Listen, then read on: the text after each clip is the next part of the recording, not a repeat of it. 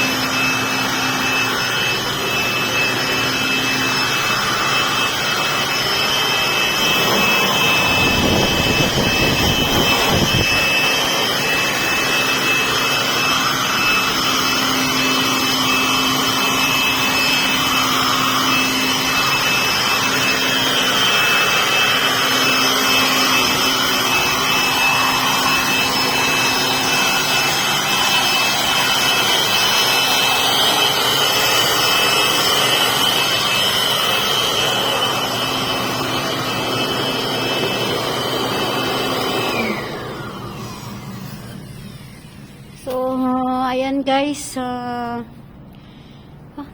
kakahingal din, ewan ko ba ba't ito ang gusto nilang, kung ako ang masusunod. Ayun na guys, bumabalik na yung pinaihipan ko, Kung ako ang masusunod, gusto ko tubig ang gagamitin kasi nagliliparan lang yung alikabok, kaso yan ang order ng amo, kaya susundin. So, mahirap yung mga balahibo ng kalapati, mahirap pa ihipan ng hangin. Kaya, ayun guys, so salamat for watching. Tatapusin ko muna yung gawa ko guys. God bless.